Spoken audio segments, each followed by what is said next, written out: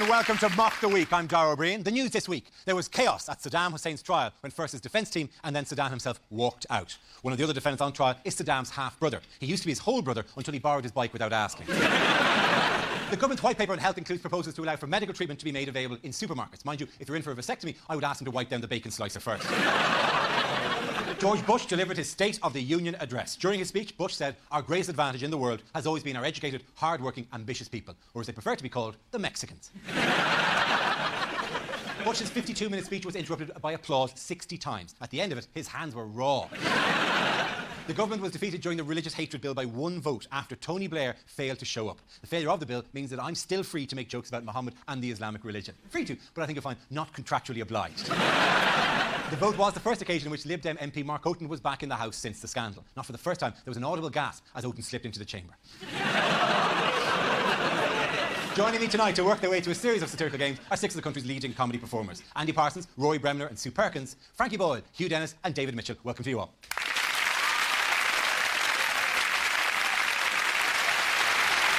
Let's kick off with a round we call headliners. I show the teams a recent photo along with the initial letters of a newspaper headline. They then have to tell me what the letters stand for. Here's a picture of former Iraqi President Saddam Hussein. But what does STIC stand for? Saddam's Travolta impression controversy? Is it Saddam's tie invisible to cameras? Maybe Saddam's trial in Cardiff. See, the thing is, they were going to hold it at Wembley, but they don't reckon it's going to be ready in time, so the whole thing is a bit up in the air. It's a nice touch for them to have built that wee guy a playpen, isn't it?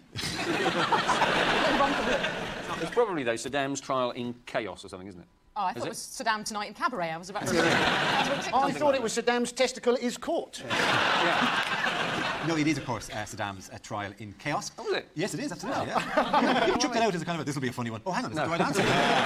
The former Iraqi dictator's entire defence team walked out this week, soon followed by his half-brother and Saddam himself. Saddam walked out of his... Why didn't he think of that before? I wasn't aware that you just, with the big door marked exit, you just go, "Excuse me, I should be back in just a minute." And then you go... And God, why would he drive first then do the steps? I'm not sure. Why are people so surprised that he's behaving badly in court? This is a man who has murdered millions of people. They're suddenly going, God, he's suddenly so impolite. You know, where's that nice man who gassed all the millions of Kurds? I think it's all the talk of Hitler being a vegetarian. People expect mass murderers to be polite on a one-to-one basis. It's just not always true. Stalin, apparently a total shit. His defence says that he can't get an objective trial, isn't it? And he's kind of right, because it's not like I'm watching at home going, I wonder if he did it. This could go either way. If it turns out that he really is innocent, then the media has definitely been biased. Yes. Actually, turned out he hadn't done a thing. He wasn't even president of Iraq at all. He worked in his shop. No, it is. His complaint, Saddam, is that the trial is too American, which is nonsense because A, he's famous, and in American courts, famous people always get off. And if it's an American, he can defend himself. He could walk around the court to the jury and go, "Who among us? Who among us? Is it a crime to love your country that much? Is it? Who have you, Mohammed? You, Hassan? Have you not gassed a Kurd now and again? Look at me. I'm just a guy asking another guy to love me." Explain this to me. They have obviously taken his tie away, so he can't hang himself. And yet the sentence will be that he is hanged. Surely, if you really wanted to, you could hang yourself with your shirt. Yeah, I actually think there are probably broadcasting regulations about us trying to work out a method of hanging ourselves. I think we fall foul of some sort of law here. You know, in case people go, "I'm depressed, I'll turn on for a bit of a laugh." Oh, with me shirt, there's a tie. You mean you think there are suicidal people out there who are saying, "I'd end it all if only there was a tie rack near here"? When Saddam threatened to walk out, the newly appointed judge told him, "If you leave now, then you can't come back." Before adding, "You treat this place like a hotel." Ironically, the new judge used to be a member of Saddam Hussein's Bath Party, which is almost as feared as Michael Barrymore's pool party. The winners of that round days are Frankie, Hugh and David. Our next round is called Between the Lines and features Rory and Hugh. Would you make your way to the Mock the Week press pit, please? In this round, one of them takes on the role of a person in the news addressing the media, while the other translates what they really mean. Rory, you are George W. Bush making his State of the Union address. Away you go. My fellow Americans. And people of New Orleans.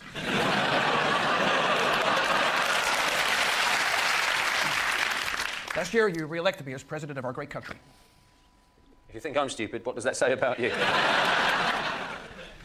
Last year, in the State of the Union address, I concentrated on domestic issues. I didn't want to talk about Iraq. This year, I'm going to concentrate on energy. I still don't want to talk about Iraq. See, we face in America a great energy crisis. You see, in America, we have created a great energy crisis. We have to reach an agreement with those countries who exploit the world's resources. India, China, Asia. Invade India, China, Asia. We have to woo ourselves off our addiction to oil. I did it with alcohol. In conclusion, we have to somehow reduce our dependency on oil by 75%. That's nearly half. Well done to both of you. I'm going to punch you there. Congratulations, guys. Now we play a game called Carousel of News. This game involves Sue, Hugh, Frankie and Andy, so if you can make your way to the performance area, please. This is a stand-up challenge. Our random news generator contains a bank of newsworthy topics. We spin the wheel, and when it stops, anyone can step forward and try to make us laugh about the subject it's landed on. If I judge the player's got a big enough laugh, he or she is safe and gets to sit down again. Let's spin the wheel for the first topic. Creationism is the first topic. Hugh. Yeah, there's a big debate in religious schools and normal schools at the moment about whether we should teach evolution or the creation story. I honestly don't think it matters, because for me, God is anyway obviously a builder. Quite obviously a builder. He may have made the world in 7 days, but the original quote said he'd take 2.5. He may have made the heavens and earth and everything betwixt and between, but in places he did a very shoddy job. Bracknell, for example. But the clincher for me, that God is obviously a builder. I mean, he's quite obviously a builder. He couldn't be anything else. He tells us he's coming back, but he gives us no indication of when that will be. Well done, Hugh. You can sit down. Right, let's spin the wheel again. The subject is obesity. Who wants to come in on that? I'd like to start by congratulating the Scots, who've been voted the most obese nation in Europe. Well done to you. Which is ironic, really, considering that the Scottish unofficial national anthem goes, "And I would walk 500 miles." Okay, thank you very much. That leaves us with Andy and Frankie. I'm going to spin the wheel one more time. One topic, you both have a go on it. Head to head. The topic is science and innovation. Andy, do you want to go first? No, not really. Science and innovation. Well, the government are currently they're trying to innovate with some identity cards that they want us to have. Yeah. Biometric identity cards. They want us to spend 93 quid so as we carry around a card which has got extra information on it, such things as fingerprints and iris scans. Now, I don't know about you, but I tend to carry my fingers and my eyes around with me anyway. And there is a cost to all this, of course. New Labour go, oh, well, it's only going to cost 6 billion. LSE, they reckon it's going to be more like 18 billion. I was wondering whether we could use a little bit of New Labour speak in our everyday lives. You know, you come home late from the pub. You said you'd be home at 11 o'clock. I merely stated that as a target. And let's face it, I would have been home much later under a Conservative administration. Very good, Andy. Frankie, on the topic of science and innovation. There's no scientific progress, OK? Do you remember when NASA used to be able to put people on the moon, and now they can barely do a shuttle mission without killing everyone? Do you remember the last mission when they were pretending that everything was OK, even though that guy had to go out on a spacewalk with a makeshift hacksaw? I don't know about you, but if I was on a plane and I just watched the pilot shimmy out along the wing, give me the big thumbs up. A makeshift hacksaw? What kind of Blue Peter operation was that? We can't hear you, Houston. The yogurt pots and string are not long enough. Thank you very much, Frankie. Difficult aside, but I think the points are going to Andy. Well done, Andy. Our next round is called If This Is the Answer, What Is the Question? On the board are 6 categories relating to current events. For each chosen category, I read out an answer and the players have to guess what the question might be. So, Andy, would you like to choose a category? Could I have health, please? The answer is in a supermarket. What is the question? Is it where will Chantal be working in 3 years' time? I'm listening to a panpipe version of Phil Collins. Where am I? On a personal note, is it where did I find one of my own videos in a remainder bin? Where are fat people most likely to die? You know, they're very hungry. Yeah, they're reaching for the I can ready see meal. the chain of events that led to them being there. Yeah. Right, exactly. I bet they didn't even get to the till. They're already way on the fizzy stuff. And I everything. hate that when people try and, you know, they've eaten some crisps and they try and ring through the packet. It's just- I think the person should say, no, you've stolen that. So, just a bit of planning. Get to the supermarket knowing that you've got enough time to shop before you'll starve to death. just the fact that it's Chris. How would you feel if a middle-class person did it with a jar of olives? You'd be all right. You'd feel all right about that. Maybe you could use that small tray at the top thing to put some dips out. Crudités, you could have a lot. You wouldn't care about Some that. vol It's au vents and one of Hugh Dennis's remaindered videos. Here's the answer to this. Where was Brooklyn Beckham's cousin Tesco conceived? Is it, I'm in America, where's a cheap and convenient place to buy a heavy-duty assault rifle? Where on the planet is the furthest you'll find milk away from bread? All right, I'll give you a clue. It's part of new government reforms. It's the thing about putting GPs in supermarkets. It is actually, yes. The question is, where will you soon be able to go and see a doctor under the government's much-trumpeted health reforms? You know what is interesting about this whole story, though, is that the government has trumpeted it and said this is a really good idea. And the supermarkets, not surprisingly, have gone, I'm not sure, because for years they have been developing the aroma of fresh bread. And now the government is suggesting they replace it with the aroma of sick people. Couldn't we have a system where you got points on your card for a serious illness? I'm sorry, sir, I'm afraid you've got asthma, but on the bright side, you've got enough points for a treadmill. No, I'm sorry, you've got to go through 5 ailments or less. The thing is, if you're the person that goes into this GP, halfway through their shopping, feeling a bit peaky, basically sure it's nothing, and they've got their fresh bread and everything in their trolley, and they leave it there, go into the doctor. Doctor says, yeah, you're going to die. What happens to their shopping? Because they're probably not in the mood to continue their shop and go home and make themselves a sandwich. That's all going to have to be reshelved by someone. It is desperately inefficient. That's the human cost. All part of, there is also this thing whereby you're meant to get 5 health checks throughout your life, isn't it? It's part of 5 a wider important stages. There'll be an MOT for you at 5 important stages. You don't want this health MOT to be anything like your car MOT, do you? You know, you don't want to be there and the doctor walking round tutting, giving you a little kick, going, oh, you've had the cowboys in here. You've never obviously had a smear test, Andy. You're right, I haven't. Did they talk to you like a motor mechanic? There's a sharp inhalation as they lift them on it. I'm sorry, love, I think your big end's going. Actually, doctors are facing being less well trained anyway. What was the urgent call by the Royal College of Surgeons during the week? New knives? No. Cadavers. They're short of cadavers. There are people aren't donating their bodies to medical science. Yeah. And the truth, there have been various scandals. Apparently, the most common thing when relatives are asked, well, would you like if we use his body for medical science? The most common answer they give is, no, he's suffered enough. I think people should have any option. I think when you die, your body should revert to the state. And the state should be able to do whatever they like with it. It's stupid superstition. People saying, oh, no, it matters what happens to your body. No, people shouldn't believe that. It's bollocks. Very good point. Yeah. It's always this fast. Always this fast. There's some hospital. Yeah, OK, they've secretly kept 25,000 brains over the last 40 years and all the relatives are crying. Well, didn't hurt them before they knew. Don't tell them, Nick the bits. Oh, yeah, with the brains. Yeah, we saved loads and loads of lives. Oh, don't matter. I'm just upset that my uncle's brain was in a jar, not in a ditch. No, there'll be a generation of doctors who can say that I'm sorry, I'd love to do the operation, but I've only ever performed it on a simulator, which means, and I think if I lift out the kidney, it's not going to make a buzzing noise as it accidentally touches against the edge of the kidney. Do that again. All right. So you think we should demand people's corpses off them at death? Is that Yeah. How soon into the whole grieving process would a man arrive in going, that'll be ours now, thanks very much. I say very good. Thank you very much. Thank you very much. You can put it all together and actually have the corpses in the supermarket, in the freezer section. So you just get, there's the frozen, there's the chips, and a corpse as well. Yeah. I'm not saying we should eat people. I think that's different. You've left too much grey area here. I haven't got a cannibal card. In the event of my death, tuck in. OK, in that round, I think the winners are Frankie, Hugh and David. We now play a round called Newsreel. We will play in a recent piece of news footage featuring some of the world's major figures and ask 2 of our players to voice the characters. Rory, you'll be Tony Blair. Hugh, you'll be Jacques Chirac, and you'll be discussing your latest summit meeting. Right, well, glad you all come together. I think there's a few issues we still need to sort out, and we'll look at the budget and go from there. Well, always you want to pay less, but frankly, we didn't have a starter. You had the pudding and the main, but we didn't have a starter. Look, I'm sorry, we can go on about this, but as far as I'm concerned, it's really quite a simple principle. In a restaurant. And Turkey didn't have any of the duck. Look, come on, let's make it quite clear. The rules of this game. Firstly, right, you have a starter, right? OK, you all have that. Secondly, all right, you have a main course, all right? You're not listening. You're simply not listening. You never ever listen. What? Look, I didn't have any crab. Look. I didn't have any crab. Well, and you are trying to make us pay. Well, OK, I mean, as far as I can say, you've had crabs for a long time, but... To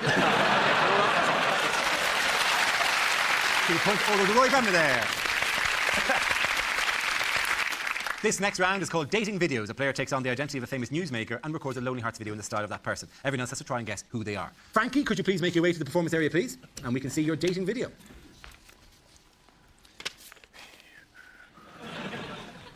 Hello. I've done quite a few of these videos now, and I think I'm getting quite good. I'm I'm looking for a woman with long, flowing hair and golden skin, all wrapped up in a thick black cloth. Look at these hands. They can disassemble an AK-47 in the dark. Imagine what they could do to you, baby.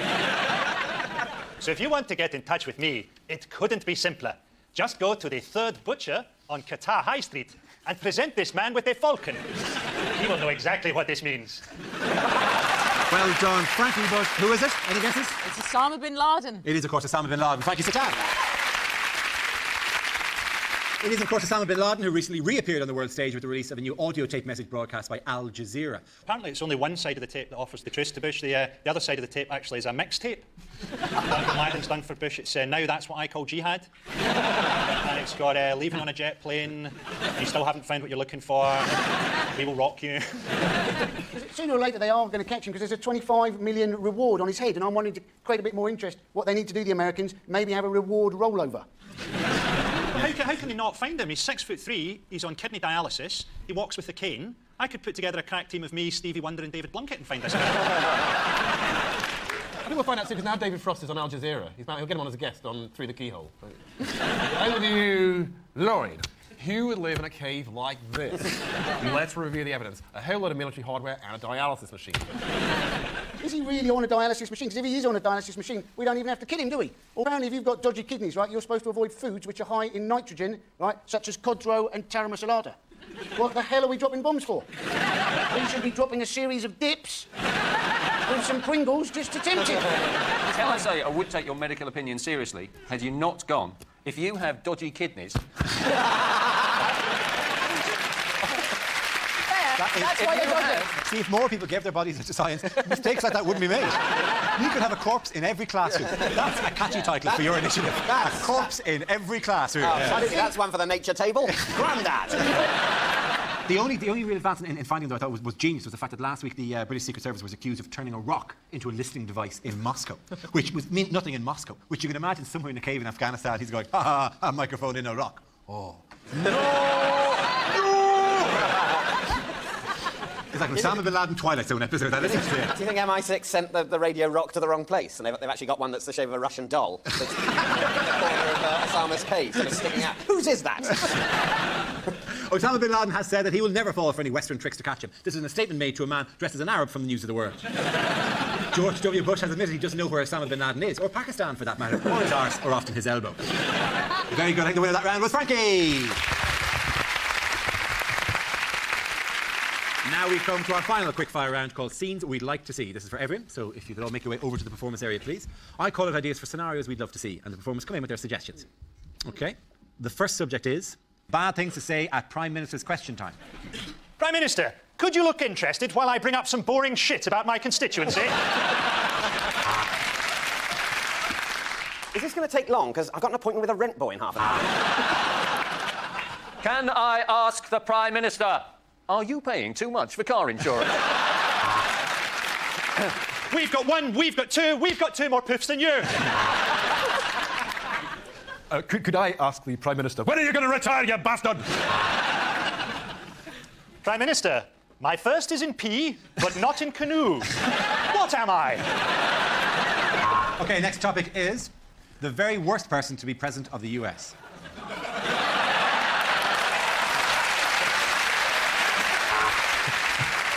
I am President Jimmy, and the band was...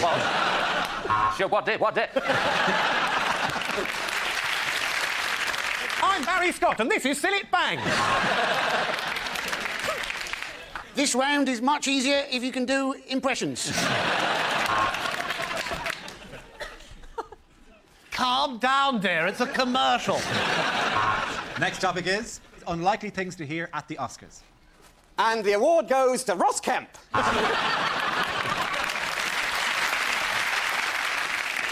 The dress. Oh, Primark.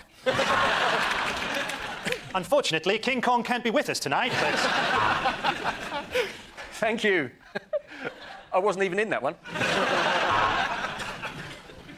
Thank you. This will be on eBay tomorrow morning. They said they couldn't make the Sally Gunnell story, but here we are. I'd like to thank the person who cast me as a blind, autistic, Parkinson's disease-ridden mute for making this award almost inevitable. For best film in a foreign language, Pride and Prejudice.